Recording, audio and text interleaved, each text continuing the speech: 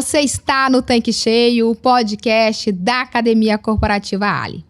Estamos chegando ao final da nossa 5ª temporada. Isso mesmo, pessoal, já são 5 temporadas e mais de 200 episódios com conteúdos incríveis para ajudar você a alcançar a excelência no seu posto de serviço. A gente tem muito orgulho de dizer que somos o maior podcast do Brasil no nosso segmento. E não é só pelos números que nós temos alcançados ou pelas horas de conteúdo que já compartilhamos. O que realmente nos faz grandes é ter você aqui com a gente, semana após semana, curtindo, compartilhando, trazendo aquele feedback que nos ajuda a melhorar sempre.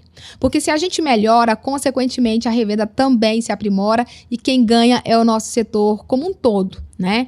Bom, e como já é uma tradição aqui no Tanque Cheio, ao final de cada temporada a gente sempre traz uma coletânea com o que a gente fez de melhor, né? O que rolou por aqui no podcast. E pela primeira vez, esses melhores momentos são trazidos para você em formato de vídeo.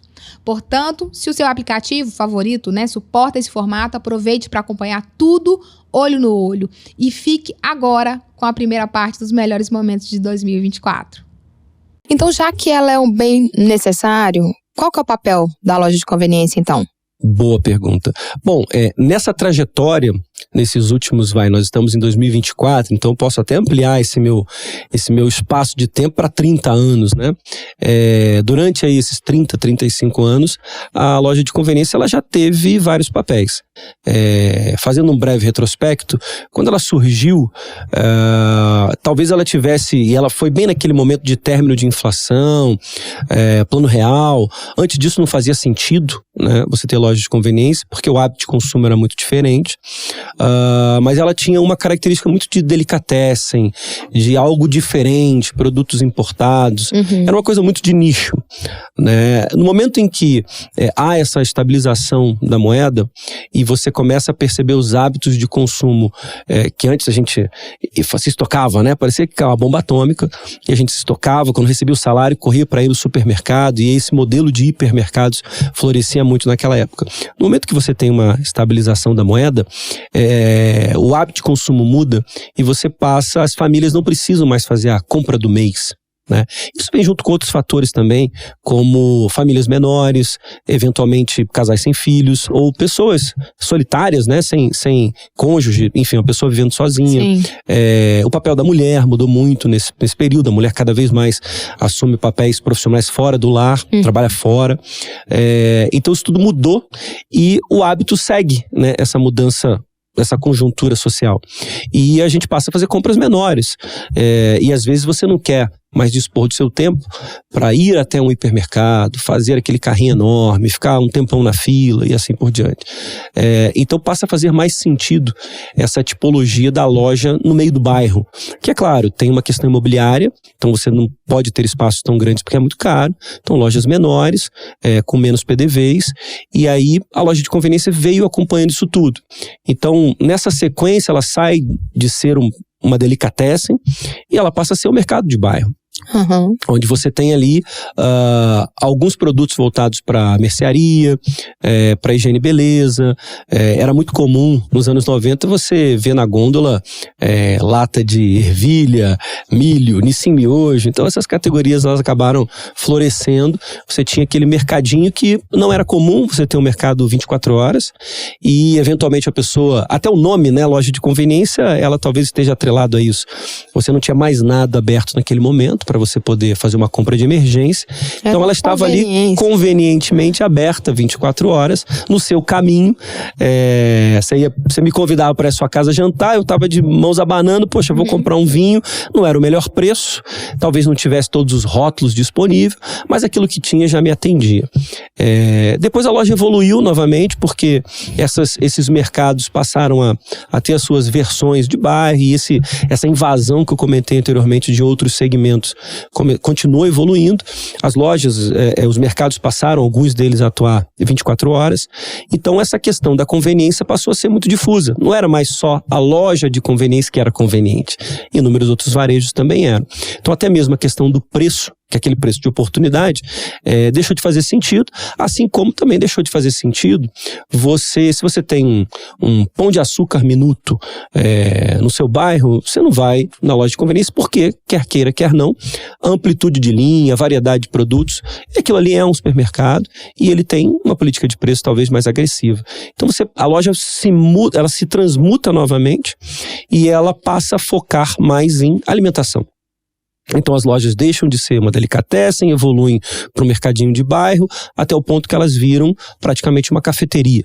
E aí você vê ali nos anos 2010, um pouco antes, um pouco depois, o boom das padarias, né? Muitas lojas de conveniência se tornando também padarias, o que é excelente, porque eventualmente abastecer o seu carro você faz em média o quê? Uma vez por semana. Agora comprar um pãozinho quentinho, ou todo dia de manhã, ou de manhã e de tarde, pro lanche da tarde, então você coloca o posto em outras jornadas de consumo com uma frequência maior, o que amplifica a relação daquele ponto de venda com o consumidor. E aí, eventualmente, até o próprio cliente do pão quentinho pode abastecer exclusivamente naquele posto e consumir outros produtos. E também há um avanço muito grande da tecnologia de food service. Então, você começa a ver equipamentos que permitem a produção na ponta, lá na loja, de uma alimentação de qualidade, com uma sensação, não é aquele salgado requentado, né, no micro-ondas, ou aquele feito num forno que depois que ele vai para a estufa, ele tem uma validade muito curta, depois de 4 horas ele já não tá bacana, ele não tá saboroso, cheiroso, não tá crocante, tá ruim. Então a experiência também evolui com tecnologia, então você passa a ter aí o forno de regeneração, você passa a ter produtos feitos para esse tipo de tecnologia e você permite uma experiência muito bacana, que não é diferente dos equipamentos que são utilizados numa Starbucks, ou enfim, uma cafeteria famosa, ou uma lanchonete famosa. E ela então dá outro triplo twist carpado, se adequa a essa nova realidade e ela passa então a servir como a lanchonete do bairro, né? Então você para abastecer e aí você começa a ter as pessoas trabalhando muito fora de casa com seus notebooks, etc. Ela vai se tornando aquele espaço onde eventualmente você tem ar-condicionado, conforto, segurança, iluminação e tem ali um café expresso de qualidade, tem um lanche gostoso, tem uma água, um refrigerante e assim por diante. Então, todos esses papéis já foram os papéis da loja de conveniência e, por incrível que pareça, o empresário teve que se adequar a isso tudo, porque você tem uma composição de loja diferente para cada situação como essa, você tem uma política de precificação dos produtos diferente, até mesmo horário de funcionamento diferente. Então, como se fossem negócios diferentes dentro do mesmo modelo, que a gente chama de loja de conveniência. Então esses foram os papéis e hoje, talvez eu diria que até por conta aí dessa aceleração que aconteceu nos anos de pandemia, desse consumo mais próximo de casa, houve um boom, né, em todas essas tipologias de varejo que miram o varejo de proximidade. A loja de conveniência ela ganha um oxigênio novo, uma importância nova e ela segue na batalha aí para liderar esse varejo de proximidade. Ela tem todos os argumentos, ela tem todas as características para que coloque ela no topo, né? Eu não estou falando de uma bandeira ou outra em específico, estou falando da categoria de varejo loja de conveniência. Ela está pulverizada em praticamente todas as esquinas, porque a gente tem 40 mil postos de combustível no Brasil e a gente poderia ter 40 mil lojas de conveniência. Então a gente tem esse caminho, esse longo caminho a percorrer, que eu acho que todos só têm a ganhar, principalmente o consumidor final, mas muito também o revendedor que entender que isso é algo que valoriza muito o ponto de venda dele naquilo que ele serve nas jornadas de consumo para esses diferentes consumidores. Ele coloca o posto em mais jornadas e ele passa a ser considerado como um ponto de consumo quando você tem uma necessidade diferente apenas do abastecimento. Se a gente for observar, Jonathan, assim, eu trabalhei com posto, né? Eu tinha uma pastinha com todos esses controles. Então eu fazia lá o que era o controle da semana, o que era o controle quinzenal, o que era o controle mensal, o que era bimestral, o que era semestral, o que era anual, o que era bianual, enfim. De forma que a gente conseguisse criar processos, né? Então, processos e ferramentas. Então, essas ferramentas que você até comentou no início, né, do podcast, que é ferramentas de PDCA, 80-20, espinha de peixe e tal, que eu acredito que ajudam muito o revendedor, porque vira, né, cultura. Daqui a pouco, no início pode parecer um pouquinho chato e tal, mas depois vai virando rotina, e se ele organizar, até a equipe pega um pedacinho ali daquela atividade e você consegue tendo esse controle mais né, apurado. Eu queria que você falasse um pouquinho dessas ferramentas de qualidade que pode contribuir com o revendedor. Eu fui conhecer essas ferramentas trabalhando no transportadora, antes de trabalhar com pós-combustíveis. Inclusive até dando referência, né, dos profissionais muito bons de qualidade, Terezinha e Silvia, na época que trabalhavam, tiveram essa proximidade com as ferramentas de qualidade, na época que estavam implantando esses certificados de qualidade. E no início, Karen, você foi precisa. O início pode parecer desconfortável, porque é mais um processo. E a gente sabe que a vida do gerente pós-combustíveis, do proprietário, é uma vida que tem muita demanda. Então tem tanto relacionamento com o cliente, como o cumprimento de algumas atividades necessárias do pós-combustíveis. Controles obrigatórios serem cumpridos. Eu concordo. Mas, depois de implantado e depois de metrificar, depois de eu conseguir iniciar a execução, são ferramentas valiosíssimas, porque me dá a total gestão do processo. Eu consigo enxergar o processo. E isso que eu acho muito valioso nas ferramentas. Eu consigo ter clareza nas informações. Por exemplo, o PDCA, que é o planejar, executar, checar e agir corretivamente. É uma ferramenta brilhante quando você tem que desenvolver algum processo. Por exemplo, identifiquei que tem uma falha na caixa separadora. Qual falha que é? Eu tenho uma falha de trinca, de repente no solo, no piso, na concretagem em volta. Então eu tenho que planejar o que eu vou fazer, eu tenho que executar essa correção, eu tenho, né, que é o desenvolvimento, checar se foi feito e no final verificar se tem alguma atitude que eu posso fazer para que isso não aconteça mais. Sim. Então é uma ferramenta linear, a gente executa no dia a dia, então não coloca o nome. Que é um PDCA, que é uma ferramenta muito simples.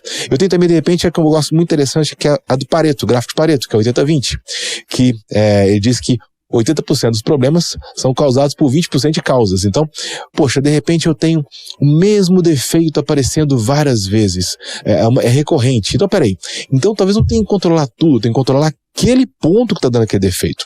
Se eu tenho uma pista, de repente, com falhas, com trincas. Então, de repente, tem que identificar o que está causando aquela trinca. Será que ela foi feita para suportar a carga que eu estou colocando no posto de combustível? Será que ela não foi mal feita? Será que eu não tenho que reforçar? Então, são observações no ambiente de trabalho para poder saber se, de fato, aquilo que eu estou atuando não está em cima de coisas vagas. Eu tenho que trabalhar em cima daquilo que, de fato, está me causando o problema.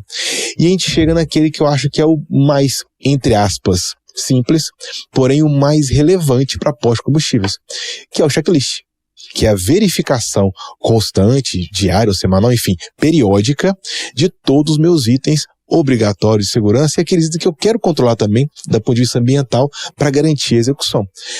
O checklist, na minha opinião, ele é o mais interessante, tá? Para poder trabalhar com ele. Aí, mais uma vez, fala o básico que funciona, né? Então, você tá falando do checklist, que vamos colocar aqui de forma simples. Cara, no checklist você vai fazer uma viagem, check. Coisa simples. Eu vou no supermercado, preciso comprar algumas coisas, quero ir direto ao ponto, check. E qualquer outra coisa, né, que eu precise, que é digamos, uma lista simples que eu preciso ver os pontos chaves ali do posto. Eu queria que você falasse um pouquinho mais do checklist, né, que é uma ferramenta básica, que é o básico bem feito. Recentemente vi uma palestra do pessoal que veio da NRF, falando sobre as palestras dos CEOs das principais empresas. Então, teve palestra da CEO da Lowes, por exemplo, que é se não me engano, a maior empresa que trabalha com materiais de construção lá nos Estados Unidos. Tem Estados Unidos, Canadá e México lojas, não sei quantas lojas. É a maior que tem. E ela falou, assim como o presidente falou também no ano passado, o tal do back to basic, voltar ao básico. Então, todos eles, né, falam muito sobre fazer as coisas bem feitas, fazer o básico bem feito. O checklist, apesar de uma ferramenta básica, ela funciona muito bem em pós-combustíveis, porque eu consigo verificar pontualmente cada item que eu tenho que conferir. Apesar de ser uma lista que a gente faz geralmente de verificação se está lá ou se não está lá, eu posso usar com outras ferramentas, eu posso usar com relatório fotográfico, eu posso usar com se confere ou não confere, se está completo ou não completo. Eu tenho como modificar a resposta e com isso eu consigo ter mais assertividade e controle. E o checklist, ele tem que ter o quê? A periodicidade. quanto em quanto tempo eu vou fazer, e tem que ser bem definido e controlado. Eu tenho a questão da responsabilidade. Quem vai fazer? Você falou que às vezes o revendedor pode transferir isso para algum gerente, ou algum chefe de pista, até às vezes algum frentista. Equipe.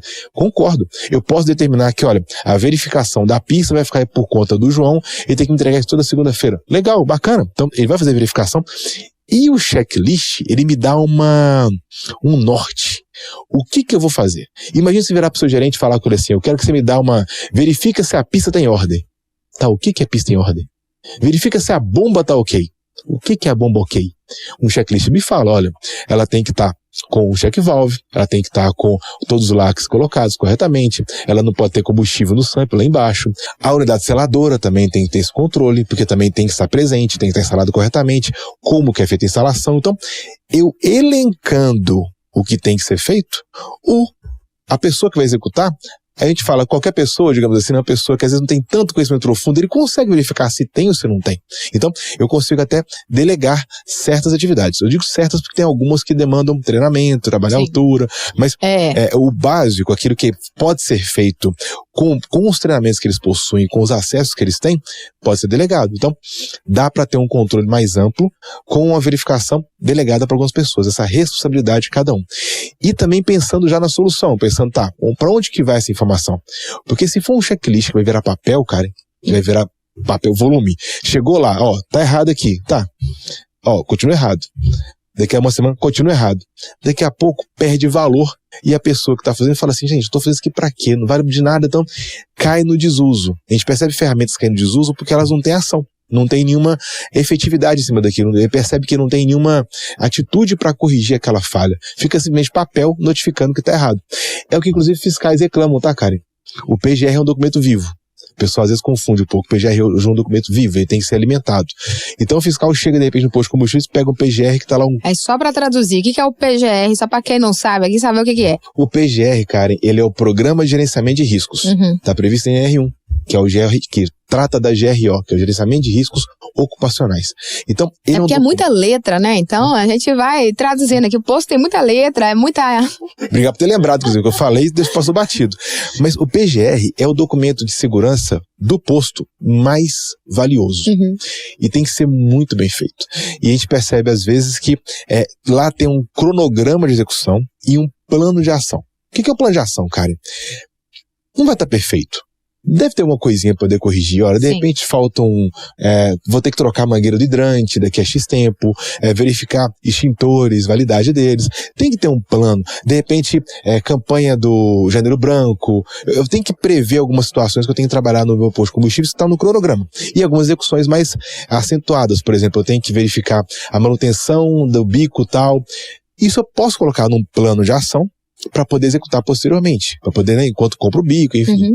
Então, esses planos de ação dos postos de combustíveis ficam muitas vezes desatualizados. Ou seja, tá lá o cronograma que não é cumprido, não tem um check se foi feito, se não foi feito, fica lá solto. E quando o fiscal do Ministério do Trabalho, o auditor fiscal do Ministério do Trabalho chega no posto de combustíveis, ele olha isso e fala, peraí, você fez? Não tá falando que fez. Tá falando que vai ter que ter um treinamento sobre parte ambiental em maio. Você fez?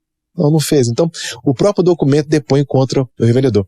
Então, esse checklist, ele ajuda muito na composição dos planos de ação.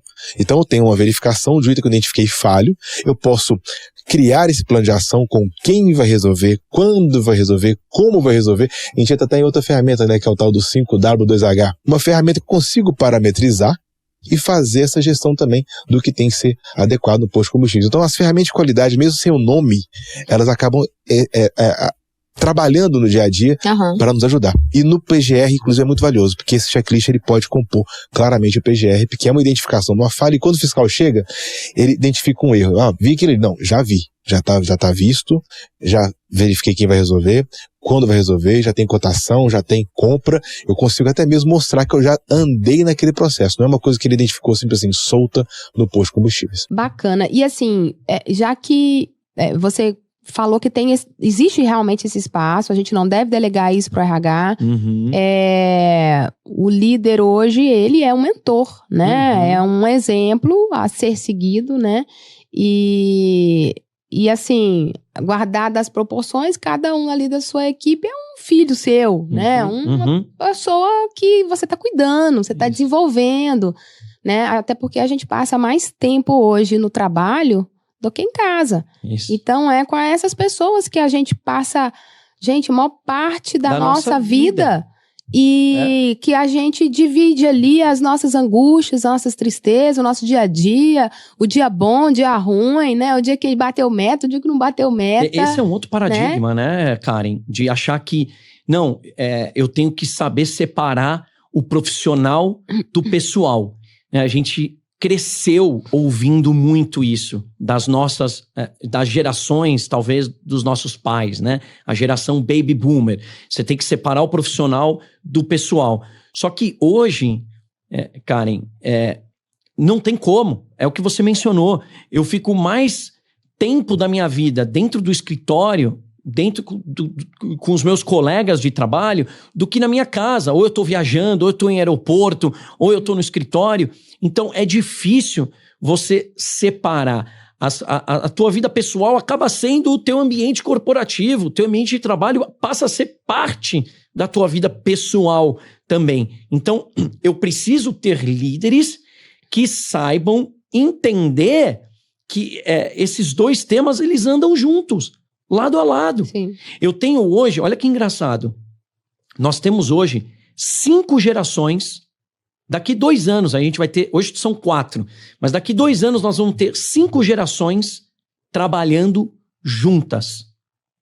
Nós vamos ter baby boomers, que são aqueles dos anos 60, que hoje são diretores, que são presidentes. Você vai ter geração X, geração Y, geração Z. E agora você tem a geração alfa, que é a geração de 2010 para cá. Que agora está com 14 anos, mas daqui 2 anos já são menores aprendizes. E vão estar dentro das nossas empresas. Então você tem 5 gerações trabalhando juntas. Imagina o choque de gerações que você tem hoje, né? A geração atual, por exemplo, a geração Z, ela olha para nós como pessoas que atingiu sucesso na carreira, que realmente são bem-sucedidos, mas eles não olham mais nós como uma referência. Porque eles olham e falam assim, pô, mas toma remédio tarja preta, vai no psiquiatra, vai no psicólogo, manda e-mail meia-noite, manda e-mail domingo, fica no escritório até 9, 10 horas da noite, trabalha sábado, trabalha domingo, feriado não descansa, tira férias, mas não tira, responde e-mail. Então, essa geração, ao que pese, tem uma discussão se é uma geração que é uma geração mais... mimimi, que a gente escuta, né? Uma geração que talvez não queira muito compromisso, mas, na verdade, você tem pessoas compromissadas, mas que olham para nós e não veem nós mais como referência. Karen, a gente está tendo dificuldade de encontrar bons profissionais para trazer para o nosso time. Por quê? Porque a geração atual não quer mais viver esse ambiente corporativo, porque ela entende que é um ambiente que não encontra o equilíbrio entre vida pessoal e entre vida profissional. E você falou muito também sobre essa questão de horários. A gente percebe realmente que algumas empresas não têm mais essa questão dos horários tão homogêneos, tem que começar 8 horas, terminar 5 horas, como você falou. E isso também está até... linkado também com qualidade de vida. Então, você sabe que tem um trânsito pesado, algumas empresas têm flexibilizado, precisa começar às 8, começa às 10, ou você cumpre o seu horário, né? Não fica uma coisa tão engessada. Então, que bacana, né? Que você também tem percebido isso aí nas suas andanças, né? Nas suas pesquisas, viajando aí o Brasil todo. E o que você pode falar um pouco mais sobre isso pra gente? Eu tenho visto bastante, inclusive eu sou um dos clientes que está se beneficiando com isso, porque como eu trabalho com treinamento no Brasil inteiro, eu não tenho muitos horários, ok? Tá, eu tenho que, às vezes, estar numa cidade, começando uma turma 8 da manhã, mas às vezes eu faço uma turma que vai de 8 a meio-dia, e aí de tarde só começa às 2, então eu tenho um horário de almoço um pouco mais flexível. Às vezes, uma turma que vai de 8 até 1 da tarde, de tarde eu tenho que ir para o aeroporto, tenho a tarde mais ou menos livre, então dá para dar uma passadinha numa loja, então eu também passo por essa realidade. Agora, vamos lá. para que a loja esteja pronta para atender clientes a qualquer hora do dia, é essencial que ela adote uma abordagem diferente, uma abordagem estratégica. Sim. Em relação à operação, estoque, atendimento, marketing. Pelo seguinte, já que tem flexibilização de horário, você tem popularização de modelos híbridos, o fluxo de cliente está menos previsível.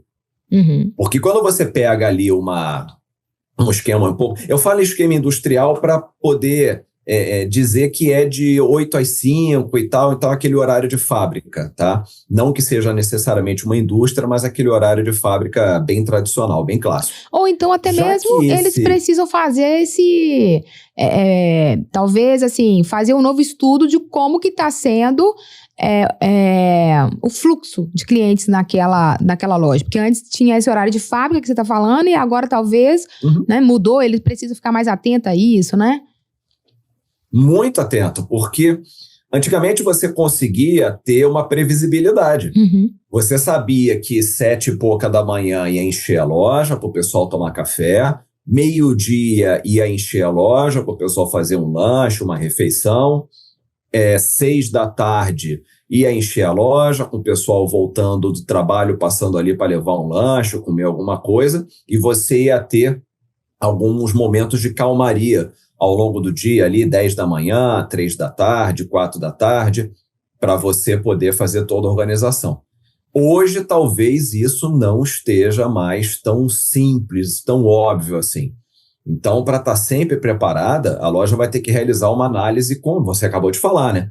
Uma análise contínua de padrão de consumo, vai identificar os produtos mais vendidos em diferentes horários do dia, porque não necessariamente um pão de queijo, um café, um cappuccino, uma sobremesa vai ser vendida só de manhã.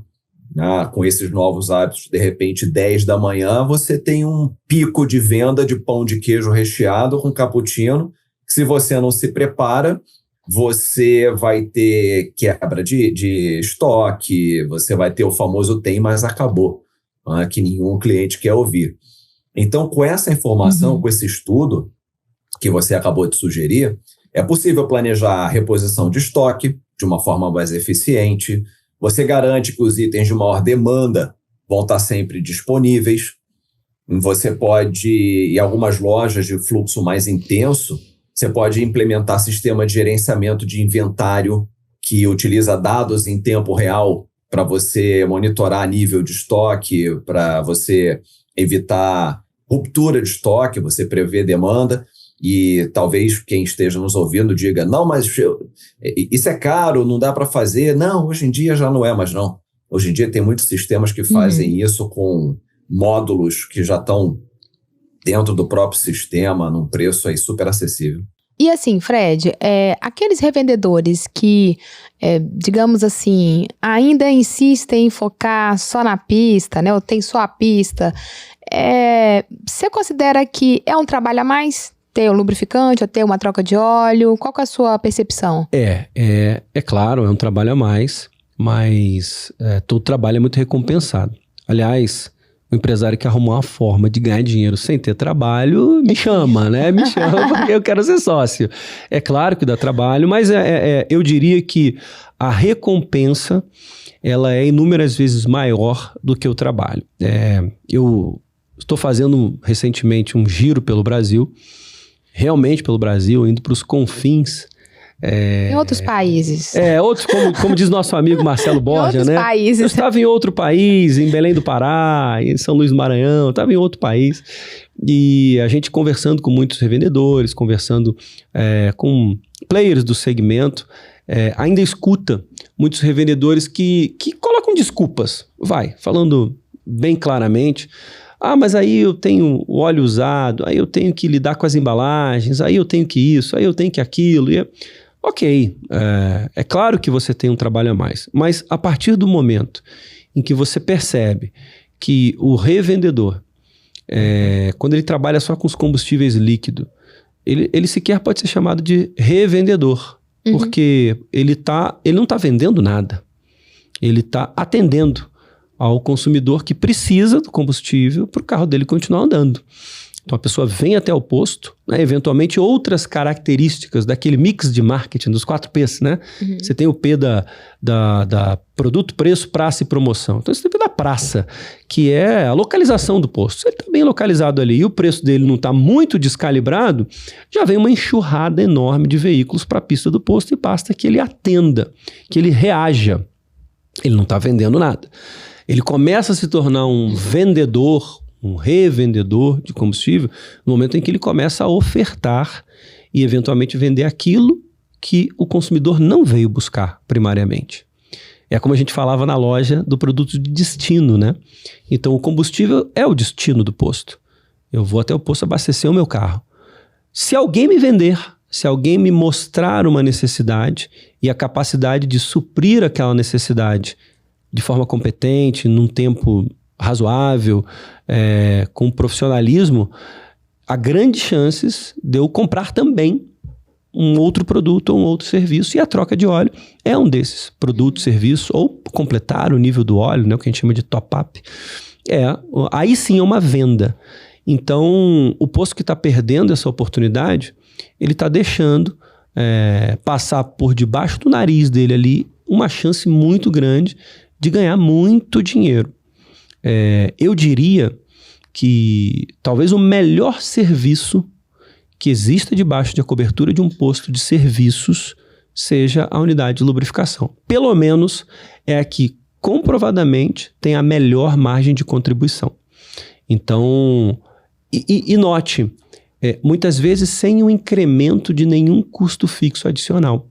Porque o aluguel do posto já existe, o que você paga para o seu contador é aquele mesmo valor.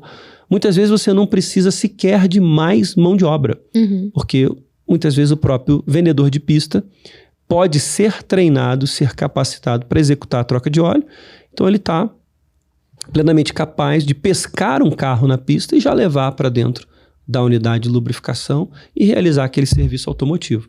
Então eu diria que é uma estrela, né? Esse serviço é um produto, um serviço estrela que precisa ser foco de muita atenção do revendedor para que ele vai dar trabalho, mas com certeza ele vai ser recompensado. Fred, até pegando um link com o que você falou, como que um posto pode saber se ele vai ter uma boa venda de lubrificante? Bom, tudo depende do quanto que ele vai ofertar, né? Aquela velha máxima. Se ofertar, até vende. Mas existe um cálculo, né? Existe um racional. E aí é claro, né? A única coisa que todo posto tem em comum no mundo é estar num bom ponto comercial. Se não fosse um bom ponto comercial, ali não passasse carros ou não passasse pedestres ou ambos, não teria um posto de combustível.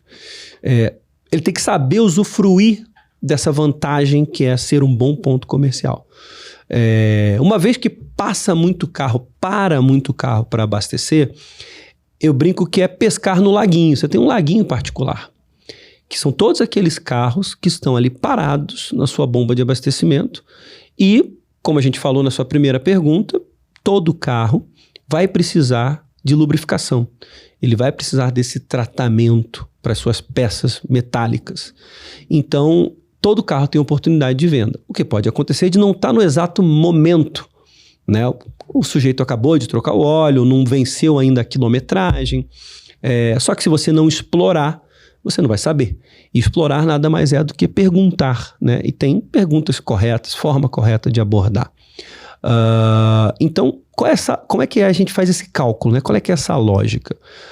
Perceba que, em média, cada carro de passeio vai necessitar, e eu vou trazer uma conta bem conservadora aqui para a mesa, ele vai precisar de 4,5 litros, 4 litros, para simplificar, de lubrificante por veículo. Então é muito fácil esse posto avaliar qual é o universo dele para ele saber se ele vai ter uma boa performance ou não vendendo lubrificante. Basta ele fazer uma conta ou puxar um relatório no sistema de gestão do posto de qual é a quantidade de abastecimentos que ele realiza por dia. Ou se ele quiser fazer uma conta bem redondinha, durante o período que você pretende manter a sua unidade de troca de óleo aberta, então seja, por exemplo, das 8 da manhã às 5 da tarde, puxa lá no seu sistema de gestão quantos abastecimentos acontecem nesse período. Ele vai ter um número gigantesco, né? Vai ter um número de 300, 400, 500 e eventualmente postos com uma galonagem maior, ainda maior, né? Números de 1.000 abastecimentos por dia, quem sabe. Então são 1.000 oportunidades, 500, 300 oportunidades de realizar uma troca de óleo. E ele vai fazendo as continhas dele. Se cada carro vai precisar de 4 litros em média, uma média bem baixa, tá? Sim. Novamente sendo muito conservador. Ele vai perceber que se ele for capaz de atrair 3 carros em 100, 2 carros em 100, isso é um posto que faz 300 abastecimentos, já são 6 trocas por dia. Cada troca com 4 litros são 24 litros. Né? É uma caixa inteira de lubrificante, de embalagem de litro, que ele vende por dia. E aí, dependendo da precificação do posto, etc., ele pode multiplicar isso por semana, por mês. Normalmente é um serviço, né, um produto, o lubrificante, que tem uma margem de contribuição muito bacana, da ordem de 50%, 55%, 60%. Ele vai vender o filtro de óleo, que é absolutamente necessário trocar em toda a troca. Ele tem a oportunidade de vender outros filtros que o carro necessite, acessórios. Ou seja, o que eu quero te dizer, Karen, que esta não deve ser uma preocupação do posto. Porque se lá tem carro, todo carro pode ser alvo da venda de lubrificante, de acessório. Basta ele trabalhar bem e ele se tornar um vendedor. Então, mais uma vez, te respondendo, não é uma preocupação. Aonde há a venda de combustível, deve haver a venda de lubrificante, venda ativa. Aproveita que o cara veio para comprar combustível e dá o troco vendendo lubrificante. E aí, falando de manutenção, sobre os equipamentos de segurança, né? Que tem os EPIs e tem os EPCs. Como é que é utilizado isso no campo, né? A equipe utiliza? O que vocês podem falar sobre esse assunto durante o processo de obras? Sem dúvidas, assim, segurança é inegociável. Como você disse, a remediação pode custar muito mais caro. E além de várias outras coisas que sequer você vai conseguir remediar e reparar. Uma pessoa que se acidentou, você não vai conseguir reparar isso. Nada pode ser feito. Então sempre a gente tem que trabalhar no âmbito preventivo. Conhecer os riscos das atividades é fundamental. Todos os trabalhadores, até mesmo o frentista, também conhecer os riscos das atividades que ele executa e principalmente nesse momento de obra que tem uma interface maior e tem mais riscos sendo gerados dada aquela situação, tanto para os clientes como para aqueles trabalhadores. E claro, como você trouxe, a parte de equipamentos de proteção é uma dessas medidas preventivas ou mitigatórias para uma situação. Então, temos minimamente alguns EPIs que todos os trabalhadores em nome da ALI devem estar utilizando, que são os EPIs básicos, uniforme, bota, calçado de segurança, capacete e óculos. Claro, o crachá de identificação não é um EPI, mas é importante porque ali a gente vai conseguir identificar quem são os trabalhadores que estão em nome da ALI, e também para algumas atividades específicas há EPIs adicionais. Uma das atividades que mais a gente tem nos postos, e que é uma das atividades de maior risco, e inclusive é uma das maiores causas de acidentes no Brasil, que é o trabalho em altura. Infelizmente, essa é uma atividade muito negligenciada em todos os segmentos. A gente pode ir nas ruas, inclusive nos postos, porque hoje a gente está falando aqui em prestadores de serviço em nome da ALI, mas infelizmente é visível, se você dá uma volta em Belo Horizonte, você vai enxergar em algum posto alguém executando um trabalho em altura com situação de risco acontecendo. É um equipamento, um andaime que não está às vezes adequado, com piso faltante, sem guarda-corpo, ou até mesmo o colaborador não utilizando EPI. Então, para toda atividade em altura, em nome da ALI, ele precisa estar utilizando os EPIs básicos, mais o cinto de segurança, e principalmente o cinto está corretamente atracado, porque muitas vezes você vê o trabalhador... Tá só com cinto, né? Ele tá com... Esse é o ponto, é o comportamento. E quando a gente olha, a gente falou custo, etc e tal, você vê que na maioria das coisas nem custos envolve. Ele já está com o EPI, já está com os equipamentos adequados, só não está utilizando corretamente. E ele sabe como utilizar corretamente. É claro que assim, a gente falando do revendedor, etc, mas nem sempre o revendedor ele conhece todas essas medidas e tudo mais. Então a ALI também vem passando por várias transformações para justamente, e acho que aqui é um momento desse, levar para os nossos revendedores o que são essas medidas esperadas e como eles conseguem nos ajudar. Então a gente também está mudando nossos processos. Uma delas, por exemplo, é a reunião de partida de obra que como o Thiago comentou, Então, para toda reunião, para todo início de obra, desejamos que tenha a participação do revendedor ou aquele que ali vai estar durante o período de obra, para a gente passar todas essas dicas, né, explicar sobre os riscos da obra, essas medidas e o que a gente espera para que o revendedor nos ajude nesse acompanhamento do dia a dia. Porque, assim, a gente sabe, nós trabalhamos remotamente, então a Ali nem sempre vai estar presente 100% do tempo ali. Fazemos o monitoramento remoto, só que a presença do revendedor ali, do funcionário ou de algum funcionário dele é fundamental para nos auxiliar a elevar esse patamar de segurança. Uhum. E complementando o que o Felipe disse, né, ele falou um pouco aí dos EPIs, a obra imposto de combustível, né, a gente tem um cenário em que a gente tem um produto delicado, né, que é o combustível, e a gente tem um cenário em que a gente tem a presença de clientes pedestres, né, que vão acessar a loja, ou que vão passar pelo posto, vão passar pelas proximidades ali do entorno do posto. E nós temos o cliente, o veículo, né, o fluxo de veículos. Então é muito importante a utilização dos EPCs, né.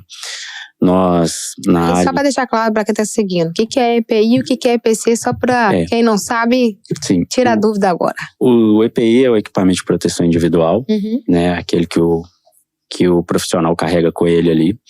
O EPC é um equipamento de proteção coletiva, né. Então, quando a gente está ali naquela obra para poder fazer a execução, por exemplo, do trabalho em altura, onde a gente monta o andaime tem que ter uma série de características, uma legislação específica para isso, uma norma específica para essa montagem, a gente tem os acessórios a essa atividade, que é o isolamento e a sinalização, para controlar ali o fluxo de veículos, né, que estão acessando ao posto. Tem posto com volume gigante de abastecimento e você tem que fazer a intervenção, tem que fazer a manutenção, tem que trocar a bandeira, tem que colocar a imagem. E aí é aquele EPC que vai garantir que os veículos vão passar numa distância correta do andaime, não vai prejudicar quem está trabalhando ali. Eu já tive no passado, eu já presenciei acidentes em que os veículos batiam ali no andaime, né, e ele não tem uma barreira para poder proteger ali o equipamento. Então, o que a Ali requisita? Que seja feito o isolamento, né, o isolamento físico, com barreiras físicas mesmo, né. Infelizmente, no Brasil, a gente tem a cultura do cone com fita zebrada, né, isso... o pessoal, quando você passa um cone ali e põe uma fita zebrada, parece que o pessoal quer pular, quer passar, né? Então parece que está indicando, passe aqui. Mas a gente não quer trabalhar assim, né? A gente quer uma barreira física que realmente impeça o acesso de pessoas ali àquela área de trabalho. E após isso, a sinalização, que é diferente, né? Você isola e você sinaliza aquela área, que ali tem pessoas trabalhando, né? Que é proibida a estada de pessoas ali que não estão ligadas ao trabalho. Então, é todo um conjunto, né? Para tentar manter, impactar cada vez impactar menos a operação do revendedor e garantir a segurança ali da equipe. RJ, eu queria que você falasse pra gente aqui. Você comentou sobre a questão do preço, como é que é o comportamento aí das pessoas nos Estados Unidos, né? Explicou muito bem que, sim, tem essa preocupação de preço também, mas eles têm uma visão diferente. Até você comentou, né, que a pessoa vai no posto, ela vai pela loja de conveniência.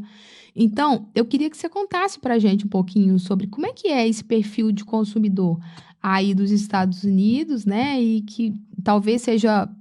Se é que é, né? Mas talvez seja diferente aqui do Brasil. Tem uma diferença básica, muito básica, cara. O americano, ele é altamente consumista. O americano, ele acorda, ele respira, ele fala, ele sai de casa para consumir.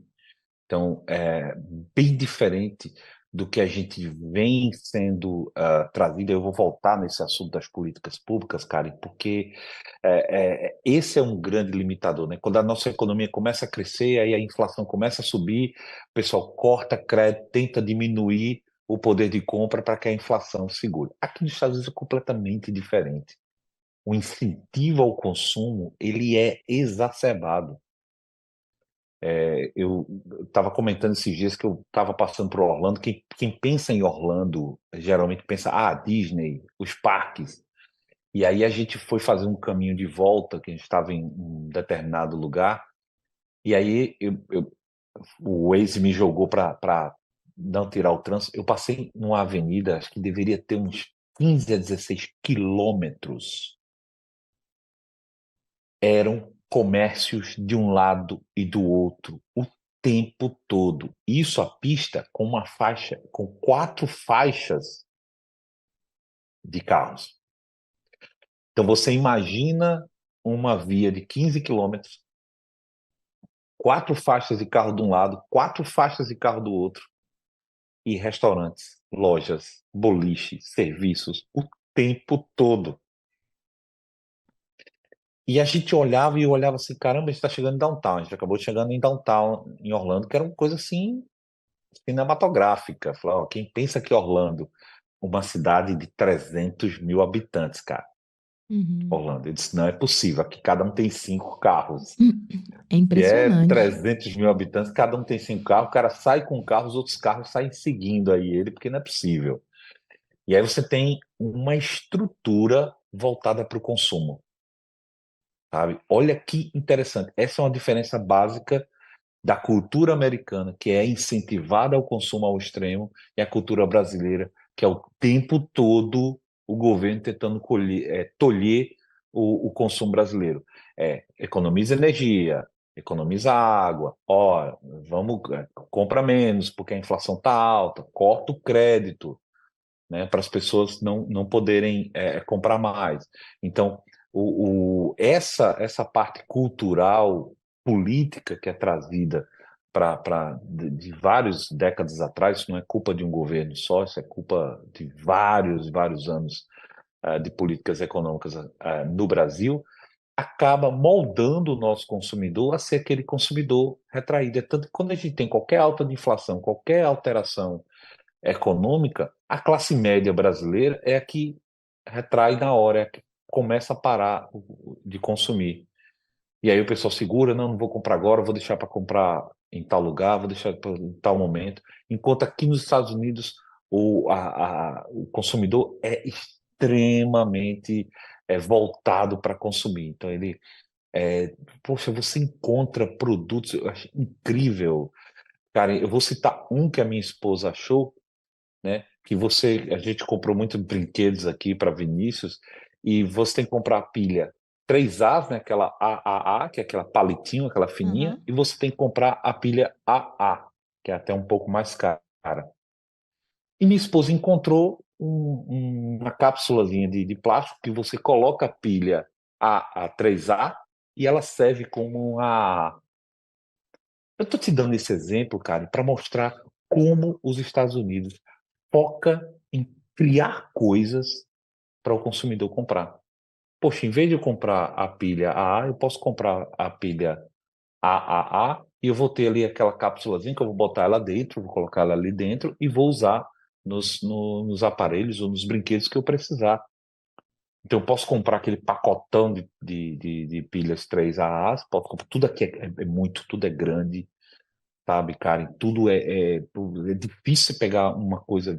Você entra na gôndola do supermercado de refrigerante, dificilmente você vê as latinhas soltas, pacotes e mais pacotes. Então tudo é muito gigante, tudo é muito grande, tudo é um consumo muito diferenciado do que a gente existe aí no Brasil, que inclusive alguns órgãos tentam dizer, não, você pode comprar só uma unidade, você pode fazer isso, você pode fazer aquilo. Claro, o consumidor tem a liberdade que ele tem que ter liberdade, mas o mais importante, principal diferenciador é que o consumidor brasileiro é tolhido a consumir, né, enquanto o americano ele é empurrado a todo tempo para estar consumindo. É uma loja em cada esquina, é um negócio assim estonteante.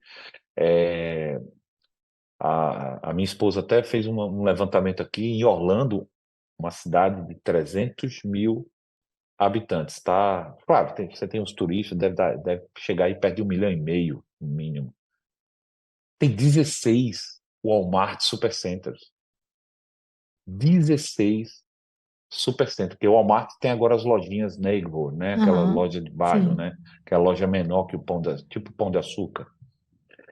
E aí o que acontece? Só o Walmart tem. Aí você tem o Costco, você tem o Sam's, você tem o WAWA, não sei se chama Wawa, que É é o Uauá. outras redes de atacado, Wawa, né?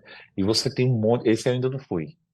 Aí você tem um monte, cada um tem 6, 7, 10, numa cidade de 300 mil habitantes. Numa cidade, vamos botar aí 1,5 milhão por causa do turismo, né? Que a Disney é coisa assim espetacular. Os parques, tem dezenas de parques aqui que você encontra fora da Disney.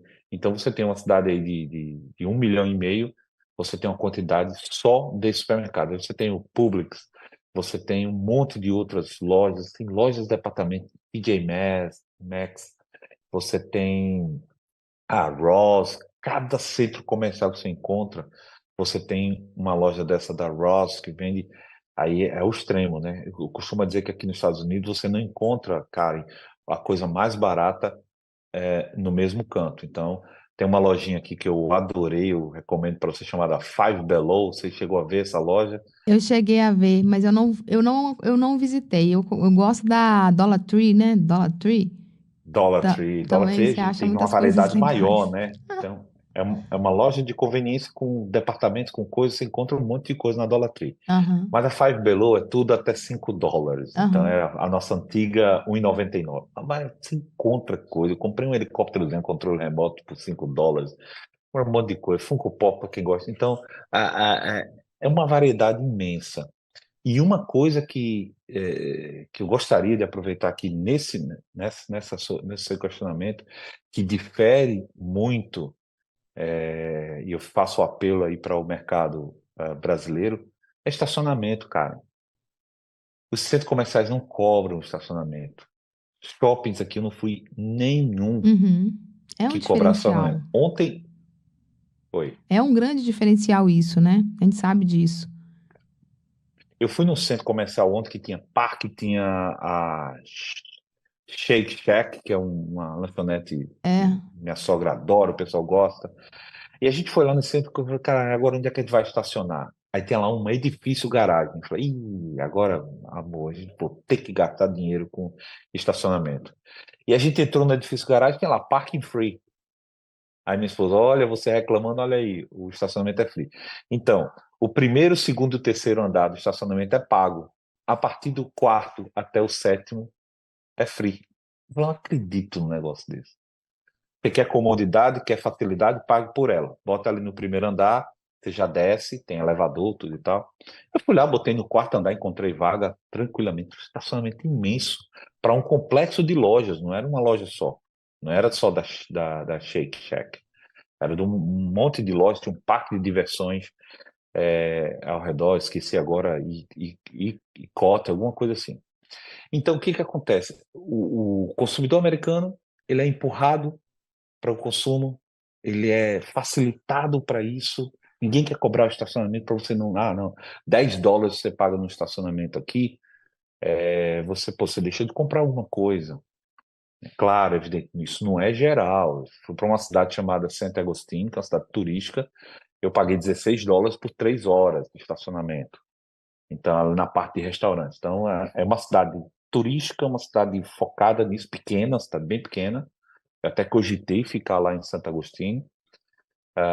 Foi a primeira cidade dos Estados Unidos, um fato interessante. Então, esse eu vou eleger como principal diferenciado, né? O americano ele é empurrado para consumir, enquanto o brasileiro ele é freado nessa parte de consumo. Mara, eu tenho uma dúvida aqui, né?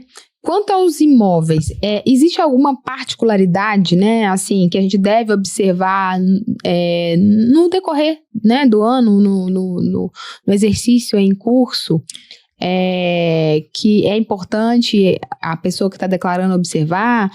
Assim, a gente pode atualizar o valor do imóvel, né? Karen, assim, uma pergunta totalmente pertinente e muito sábia.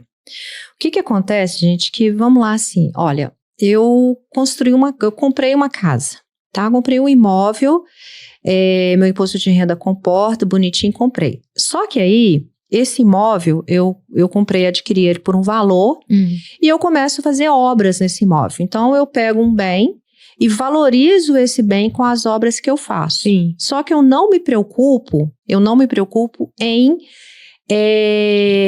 ter o documento fiscal que comprove essa obra. É lógico que eu tenho que ter as notas fiscais, eu tenho que ter a documentação, eu tenho que ter todo o valor que eu investi, todos os recibos pertinentes, notas pertinentes. Eu não me preocupo com essa situação. Aí, esse imóvel que eu comprei por 200, se um dia eu pretendo vender, ou se eu vou fazer uma doação, ou se vai para herança, esse imóvel, por exemplo, está avaliado em 1 milhão. Tá? No meu imposto de renda ele está 200, mas se ele foi valorizado é porque eu fiz o investimento, então eu não me preocupei em documentar esse investimento. O que acontece? Eu vou ter que teoricamente isso, né? Aí o que acontece? Não há justificativa, porque a justificativa para valorização do imóvel é documental. Então a Receita, né, dentro das normas do imposto de renda, permite que eu incorpore ao bem todas as obras, manutenções, investimentos que foram realizadas naquele imóvel. E aí, o que a gente faz? Poxa, eu faço uma obra, não me preocupo em pegar a documentação fiscal, em ter o conceito necessário. Aí, comprei por 200, fica por 200, mas eu investi ali 500 mil, mas não documentei. Hoje, com essa mobilidade que a gente tem aí de transação financeira, me esqueci disso, né? E aí o imóvel está 200 e ele está avaliado em 1 milhão. Então, assim, o que a gente tem que ter, a consciência, né? Eu acho que o mais legal desse nosso bate-papo é o que a gente está conversando aqui. Eu não estou falando de um imposto de renda de 2023. A gente está aqui para conversar a respeito do exercício de 2024. Então, assim, se você adquiriu alguma coisa, se você investiu, né? Se você teve a renda ali, você está comprovando, você teve a renda, você investiu naquele imóvel, faça a coisa correta, né? Junta a sua documentação, junta a sua pastinha, faça tudo bonitinho, porque aí o imposto de renda, a legislação te permite que qualquer investimento você possa inserir dentro do valor de mercado do bem.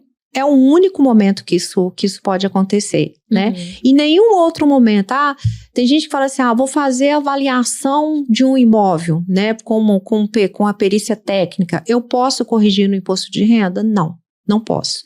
E isso, gente, que eu estou dizendo para vocês é muito importante, porque, assim, hoje eu falo que inteligente é aquele empresário que pensa na morte em vida. Nós sabemos que, assim, o custo de um inventário é muito alto. Né, o custo de um inventário hoje, além das taxas para o Estado, dos honorários jurídicos e de todo o contexto, um inventário e do tempo, né, da delonga que é um inventário, com esse judiciário nosso. Então, assim, a gente tem inventários lá no nosso escritório que já se fazem há 20 anos, ou seja, a segunda geração já está falecendo, e o inventário ainda está continuando. Por quê? Falta de organização. Então, assim, hoje é muito pertinente o empresário, né, que eu falo assim, a gente tem que empresariar a empresa, mas a gente tem que empresariar a nossa vida, que eu acho que é de suma importância. E eu vejo que isso ainda é muito carente dentro do revendedor. Quando a gente fala com o revendedor, fala assim, olha, você tem que pensar, tomar atitudes, né, no presente, pensando no futuro. Muito empresário ainda, da revenda, ele está ainda naquele mundinho passado. Isso não existe mais. Então, assim, se eu penso no problema e tomo uma atitude, se eu faço esses investimentos, se eu corrijo no meu imposto de renda, o que é interessante? Se eu vou criar, por exemplo, uma organização patrimonial, eu vou falar hold, porque quando a gente fala hold, todo mundo sabe, assim, do assunto que a gente está falando, que é um tema para a gente discutir, o que é uma hold de verdade, porque tem muita hold de fato, muita hold de papel, tem muita gente vendendo hold não é um produto, hold é um processo. Tá? Inclui família, isso é muito sério. Então, eu tô com um imóvel ali de 200 mil, mas ele tá avaliado em milhões, como que eu faço isso, né?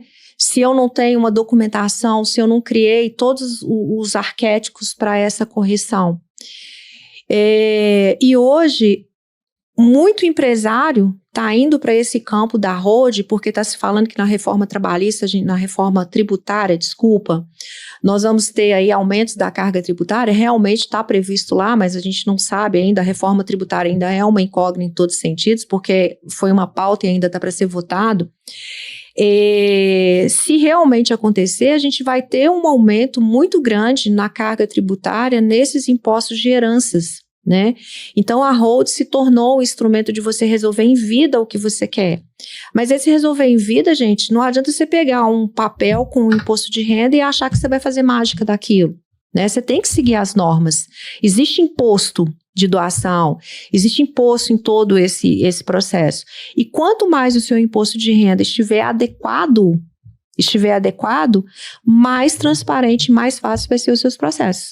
Lá na empresa, principalmente meu esposo, que é muito envolvido nessa parte do direito societário e do direito familiar, nós estamos ajudando vários revendedores a organizarem o patrimônio. Mas a dificuldade que a gente tem documental é incrível, porque a maioria não tem, por exemplo, uma escritura de um imóvel. A maioria tem um contrato de gaveta de compra e venda que vem lá dos pais, tá tudo bem. Mas, ou seja, para você organizar esse processo, você vai precisar de efetuar pagamentos para registrar aquilo ali. Para regularizar. Para regularizar.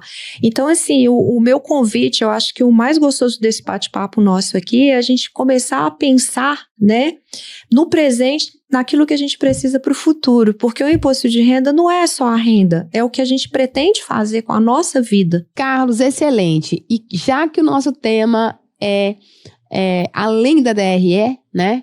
Então, eu queria que você explorasse algumas coisas exatamente, né, além do demonstrativo de resultados do exercício. Eu queria que você falasse também para a gente sobre, por exemplo, né, a ferramenta de gestão que é muito importante, que é o fluxo de caixa. Qual que é a importância, né, desse controle rigoroso do fluxo de caixa num posto de serviços e também quais as melhores práticas para gerir o fluxo de caixa nesse tipo de negócio? Bom, cara, são duas etapas, né, propriamente ditas aí que você passou, com finalidades diferentes, né, distintas e que vale a pena frisar para o revendedor.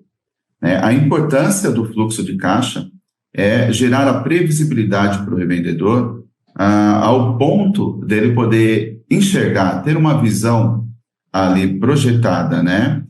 Por exemplo, de 7 dias, 15 dias, ou de um período até maior, sobre qual que vai ser ali a necessidade, por exemplo, de valores que ele tem que ter no caixa e, por sua vez, qual que era ali também os valores, quais são os valores que serão exigidos, né, em termos de pagamentos dos fornecedores, dos salários, dos impostos e das companhias, por exemplo, na hora de pagar o combustível. Então, é muito importante, como no posto giram-se valores muito altos e o valor é muito agregado, né, em termos de movimentação, significa dizer ali que se ele tiver essa previsibilidade, ele consegue encaixar, né, o que a gente fala, o encaixe de caixa. O que é? É ele fazer as programações, por exemplo, dos pagamentos dos fornecedores, dos pagamentos dos combustíveis, de acordo com a disponibilidade que ele vai ter ali disponível de caixa, né? Tanto do saldo que ele já vem carregando, como também ali com os saldos novos daquele dia que ele vai agrupar ali, né, no montante para poder cumprir com os seus compromissos. Então, nada mais falando de uma maneira bem objetiva, o fluxo de caixa, ele tem ali a importância de dar a previsibilidade da entrada e da saída do dinheiro, para que dê o encaixe de caixa, o revendedor consiga manter os seus compromissos em dia e tenha maior previsibilidade. Agora, com relação às melhores práticas, eu acho que não deixa, né, de ser importante mencionar os processos. Tem muito revendedor que às vezes trata o fluxo de caixa até mesmo com o mesmo formato de uma DRE. Como assim, Carlos? O fluxo de caixa é para dar a previsibilidade. Então, é para ter daqui para o futuro. Então, se o revendedor, muitas vezes, ele não atualiza dia a dia como processo, né, a indicação dos compromissos com as datas corretas, com os valores previsíveis, significa dizer que ele não vai ter a ferramenta com a sua essência, que é a previsibilidade. Para você ter uma ideia, cara, às vezes eu converso com o revendedor fazendo um tipo de análise, quando eu vou falar sobre o fluxo de caixa, ele fala assim, cara, espera aí que eu vou lançar aqui alguns valores que eu não lancei ontem ou na semana passada, e de fato isso acontece. Aí eu falo para ele, você só está usando a ferramenta para transformar ela em um demonstrativo de caixa só para atender o passado, e não é isso. Finalidade, né? As melhores práticas estão o quê? No processo diário, para, de certa forma, hoje, se eu for visualizar, né, um fluxo de caixa, eu tenho a certeza o que eu vou pagar amanhã, o que eu tenho a receber amanhã, qual é o saldo que eu vou ter disponível amanhã e, por sua vez, qual é o saldo que eu terminarei o dia de amanhã, e assim, cada dia eu ter ali, né, como se as engrenagens funcionando para não ter nenhum desencaixe de caixa. Então, a melhor prática é o processo de manter um fluxo de caixa atualizado. Então, diante disso, dessas dicas que você falou, eu acho que você poderia compartilhar com a gente aqui boas práticas, né, que você aí observa no mercado, que podem ser utilizadas aí pela revenda e que vão contribuir aí no dia a dia. Legal, assim, e de fato a gente observa isso mesmo, tá, cara? Esse pequeno vacilo, esses erros simples que um documento mais básico, um registro, salvaria esse revendedor. Dicas interessantes para a gente poder colocar isso em prática. A primeira delas é gestão. Então, é um trabalho de gestão desse processo. A gente entender que isso faz parte do negócio.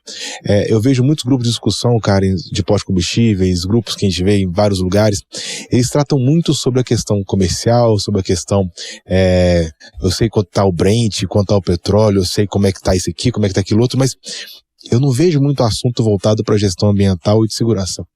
Inclusive, aqui é um dos poucos espaços que estão tendo uma relevância tão grande esse tipo de tema, que é tão importante. Eu tive um diretor comercial que trabalhou comigo, que ele falou uma coisa muito importante em relação às suas prioridades. A prioridade 1 dele sempre foi legalidade, 2, faturamento, 3, despesas. Eu perguntei para ele, por que legalidade é a primeira opção? Ele falou, porque se eu estiver legal, eu não consigo trabalhar e faturar. Se eu estou ilegal, se eu tenho algum documento pendente, se eu tenho algum tipo de situação que me impede de operar, eu tenho um risco iminente ao meu negócio. E no posto de combustíveis, vocês têm muitas situações que são cruciais para manter a legalidade. Então, isso é um assunto que tem que ser abordado, tem que ser trabalhado. Então, faz parte da gestão do negócio isso. Então, faz parte dessa imersão do revendedor mesmo nesse assunto, nesse tema muito importante. Segundo ponto é colocar isso na cultura do negócio. Então, a cultura não tem que ser só a cultura de vendas, a cultura organizacional tem que incluir também a cultura da segurança, a cultura do meio ambiente. Então, uma das etapas muito relevantes para isso é treinar. Treinar e treinar. Eu ter sempre capacitações voltadas para isso, para que as pessoas entendam a importância. Existem alguns treinamentos obrigatórios, cara, que já incluem a parte ambiental no processo. Qual que é o problema? A gente usa isso como obrigação. Então, o próprio instrutor, quando faz o treinamento, ele passa muito rápido no tema, ele não dá a relevância necessária para o assunto. Por quê? Porque é um assunto que, de repente, ele mesmo vê, o próprio revendedor não enxerga que é tão importante como outros, ou de repente está preocupado com o tempo que está demandando para aquele treinamento. Então, é importante que para você poder criar a cultura, é necessário dar relevância nesse processo. E uma relevância não só técnica. Porque se eu ficar assim, Karen, olha, é importante você fazer essa parte ambiental, porque a resolução do CONAMA, aí quem está na aula fica assim, tá, não. O que isso impacta na vida dele? É um treinamento voltado assim, fazer uma pergunta, onde é que você mora? Eu moro 2 quarteirões aqui, sabia se contaminar água aqui, sabe beber água contaminada na sua casa? Aí o cara, opa. Eu tenho uma plantaçãozinha ali de alguma coisa, sabia que se contaminar o solo vai impactar na sua plantação? Sabia que se a gente não tomar cuidado com a sua segurança, você pode vir de uma forma a trabalhar e você volta de outra, você pode sofrer um acidente aqui dentro? Então, esse entendimento que eu tenho que capacitar voltado para uma mudança de comportamento, para uma mudança de entendimento, e saber o que aquilo representa de diferença na vida do funcionário.